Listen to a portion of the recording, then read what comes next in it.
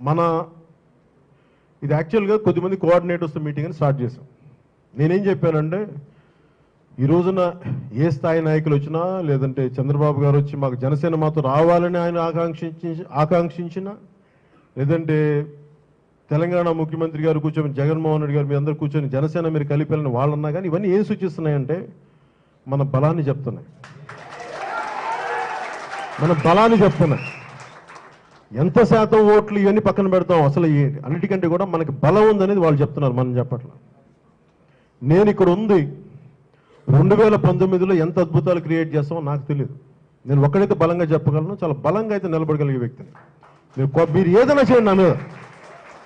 నేను అంటే వీళ్ళు వ్యక్తి వ్యవస్థని బలోపేతం చేయాలి, కానీ వ్యవస్థ వల్ల వ్యక్తులు బలపడుతున్నారు.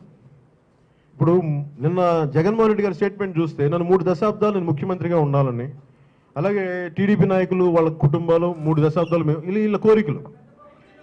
అలా కాదు నా ఉద్దేశం ఏంటంటే, ఎనాలిసిస్ ఏంటంటే వ్యక్తులుగా బలపడుతున్నారు వీళ్ళెవరు అంటే ఎంతసేపు వ్యక్తులు ఇచ్చేవాళ్ళు మనందరూ సమూహం తీసుకునేవాళ్ళు, ఎంతసేపు అడుక్కునేవాళ్ళం.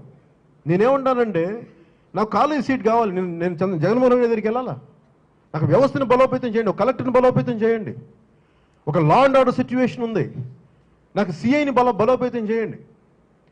అంటే అక్కడ నాకు న్యాయం జరగదు, వ్యవస్థలో న్యాయం జరగకుండా ఈ నాయకుల దగ్గరికి వెళ్ళాలంటే ఎంతసేపు నాయకులు మనకి ఇచ్చేవాళ్ళు. నాకు ఎందుకు ఈ వ్యవస్థ మారాలి.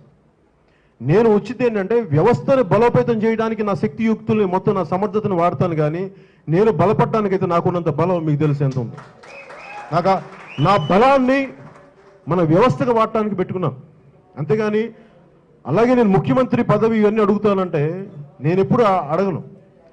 అది ఒక బై ప్రోడక్ట్, చేసే పోరాటాన్ని నమ్ముతాను నేను. ఆ పోరాటం మనకి పదవి ఇస్తే సంతోషం, పదవి ఇస్తేనే పనిచేస్తాననేవాడిని కాదు. పదవి ఇచ్చినా ఇవ్వకపోయినా నేను మీకు అండగా నిలబడతాను, బలంగా నిలబడతాను.